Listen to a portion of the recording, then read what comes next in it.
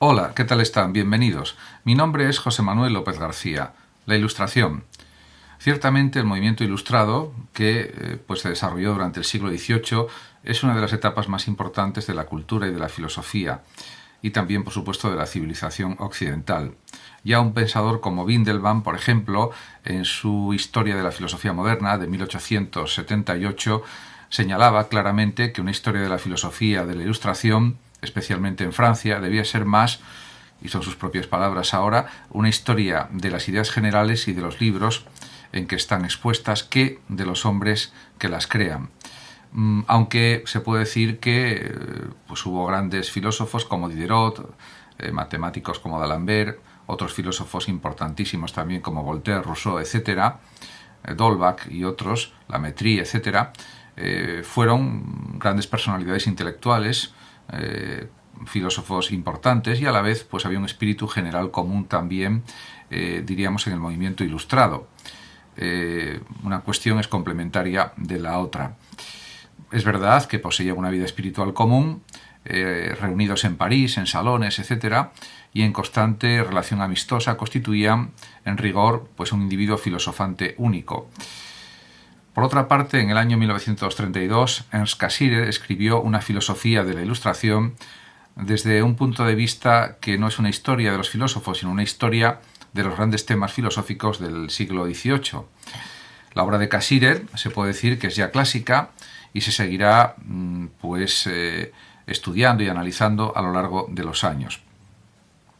En Inglaterra, la Ilustración comenzó pues propiciada por una especial situación política, social y económica. Los ingleses hicieron pues su revolución política un siglo antes que los franceses, en el siglo XVII, y la tolerancia religiosa y política era ya un hecho en Gran Bretaña. También, por supuesto, tuvo una influencia el fanatismo, el entusiasmo de las sectas religiosas, ya que la Ilustración inglesa intentó poner un dique pues al fanatismo y al sectarismo religioso. Filósofos como Locke y también matemáticos como Newton son los padres de la Ilustración, del empirismo y también del método analítico, que sobre todo fue especialmente desarrollado por Newton. Y todo esto será aceptado por casi todos los filósofos del siglo XVIII. Además, se puede citar también la influencia de Robert Boyle, que murió en 1691 y que fue uno de los fundadores de la química moderna, superando la teoría de los cuatro elementos. Y el último de los empiristas, David Hume, pues es un autor más tardío, que murió en 1776 y que hasta cierto punto pues afirma una actitud escéptica que provoca la crisis de la Ilustración inglesa. Cabe señalar también que hay un movimiento en relación con la religión, que pues un planteamiento conceptual, que es el deísmo. El deísmo representa el intento de fundar o de restituir una religión natural, es decir, racional. El iniciador es Cherbury, que murió en 1648, pero fue continuada esta tradición deísta por John Locke, aunque luego un grupo de escritores que se llamaban a sí mismos librepensadores, como Toland y otros, reivindicaron el derecho a la libertad de pensamiento en materia religiosa, así como a la tolerancia. Por otra parte, también es verdad que los deístas ingleses eran antidogmáticos y pretendían reducir el cristianismo a una religión racional. En cuanto a los moralistas, pues si los deístas habían fundado una religión racional, sin dogmas ni misterios, que prescindía por tanto de la revelación sobrenatural, los moralistas ingleses intentan fundamentar la moral al margen o separada de la religión. Y la fundamentación se busca en el sentimiento, como en el caso del emotivismo moral de Hume, por ejemplo, y no en la razón. Con ello la moral se traslada del campo de la teología o de la metafísica al campo de la psicología. Se puede decir que durante este siglo XVIII pues hubo pues una psicología más bien sensista o asociacionista también, y pues ya se estaba planteando el paralelismo entre los procesos psíquicos y fisiológicos. Esto también es un elemento importante a considerar. Si se puede hablar de la Ilustración francesa, que por supuesto que sí, diríamos que la Ilustración francesa comienza con Pedro Bayle, autor de una de las obras más difundidas en el siglo XVIII, el Diccionario Histórico y Crítico. Bayle murió en 1706, pero, aunque era calvinista, defendió la tolerancia y la libertad de pensamiento. Su diccionario tiene fundamentalmente una intención crítica y pretende ser una colección de los errores que se han ido sedimentando en la tradición cultural europea.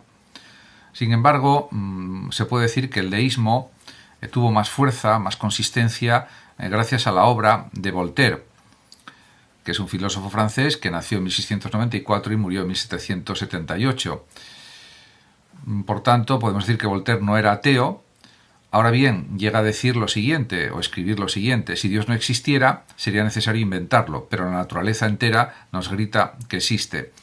En consecuencia, el orden del mundo nos demuestra la existencia de Dios. Sin embargo, Voltaire, como se sabe, fue terriblemente crítico con el optimismo metafísico y ético de Leibniz a partir del terremoto de Lisboa, un optimismo ontológico leibniziano que él rechazó pues muy crudamente. Este terremoto de Lisboa se había producido en el año 1755 y había producido muchas muertes. Por lo tanto, Voltaire hace unas críticas durísimas y señala que, por ejemplo, que solo la ingenuidad de Cándido, el protagonista de la más famosa de sus novelas, de 1757, podría creer que este es el mejor de los mundos y, sobre todo, y esta es quizás la tesis de Voltaire, que el orden del mundo presuponga que todo está orientado a favor del hombre. Más bien es todo lo contrario para Voltaire. Tampoco es cierto que sea posible calificar a Voltaire como estrictamente materialista, aunque duda claramente de la inmortalidad del alma y admite la posibilidad de que sea la materia la que piense, como ya había sugerido Locke en un texto muy citado y discutido. Lo cierto es que se puede decir que Voltaire atacó el materialismo de Holbach y de la Métrie y se acercó más al pensamiento de Robinet.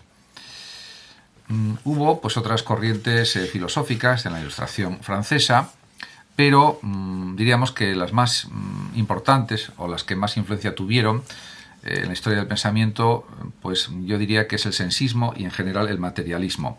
Los materialistas, los pensadores materialistas, desarrollan una concepción estrictamente material del hombre que se encuentra, por ejemplo, en Julian Offray de la Métrie, que murió en 1751, quien en su famosa obra El hombre máquina, de 1748, no hace sino trasladar al hombre entero la concepción cartesiana del cuerpo animal. El hombre, para la Métrie, es una pura máquina y toda la actividad psíquica es producida por ese reloj complejísimo que es la máquina corporal.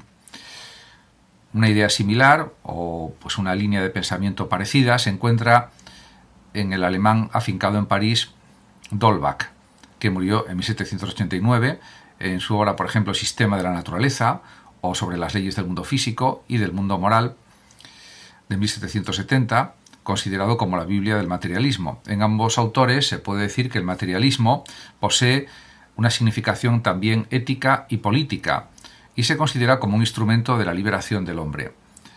Diríamos que tanto en la Métrie como en d'Holbach aparece un ateísmo explícito que tiene la misma intención. Piensan que solo el materialismo puede salvar al hombre de los sometimientos que pretendan imponer la religión o la moral espiritualista.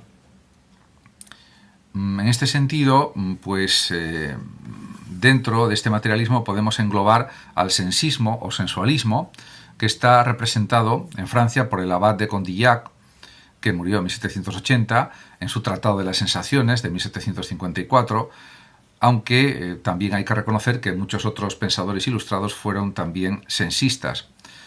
La afirmación o tesis fundamental del sensismo es que toda la actividad psíquica procede de la sensación y no es sino una sensación modificada. En consecuencia, el juicio, la reflexión, los pensamientos, las pasiones, todas las operaciones del alma, escribe Condillac, no son más que la sensación misma que se transforma diferentemente. También, por supuesto, los psicólogos asociacionistas ingleses podemos considerarlos como sensistas. Pero el sensismo de Condillac no es materialista, los sentidos no son más que la causa ocasional, ellos no sienten, es el alma sola la que siente con la ayuda de los órganos. Condillac se inspira en Locke, pero elimina la reflexión, convirtiéndola en un derivado de la sensación. Por eso es sensista. También pues hay que reconocer que una labor importantísima en el siglo XVIII fue la desarrollada por los enciclopedistas. El diccionario histórico y crítico había sido la obra de un solo hombre de vastísima erudición. Ahora, en el siglo XVIII, los filósofos formaban una comunidad o una república de las letras y surgió paulatinamente la enciclopedia o diccionario razonado de las ciencias, de las artes y de los oficios, en 27 volúmenes, desde 1751 hasta 1772. Y fue obra de un amplio equipo dirigido por Diderot y también por D'Alembert. La redacción tuvo muchos problemas, sufrió toda clase de vicisitudes a lo largo de los años. Los colaboradores se fueron retirando, en parte, al final quedó Diderot solo, pero así todo surgió esta gran enciclopedia que tuvo mucha influencia en otros países como España, por ejemplo, como Alemania, Italia, Reino Unido, etc. Podemos decir que tuvo una repercusión muy importante en el ambiente intelectual y filosófico de toda Europa y del mundo. Un gran colaborador de la enciclopedia fue, por ejemplo, Rousseau. Rousseau había nacido en Ginebra, vivió una juventud azarosa y fue siempre un autodidacta. En 1741 llegó a París, donde hizo amistad con Diderot y otros ilustrados. En 1749 concurrió a un concurso de la Academia de Dijon sobre el tema «¿Ha contribuido al mejoramiento de las costumbres el progreso de las ciencias y de las artes?». Podemos decir que Rousseau es uno de los grandes pensadores también de la Ilustración y que contribuyó precisamente a la Revolución Francesa, junto con los otros escritos de otros pensadores ilustrados. Muchas gracias a todos por su atención. Saludos como siempre a los amigos y oyentes de Radio Sofando de México. Y por último decir que los que lo deseen pueden compartir este vídeo en sus redes sociales, darle like o suscribirse a mi canal de YouTube. Hasta siempre.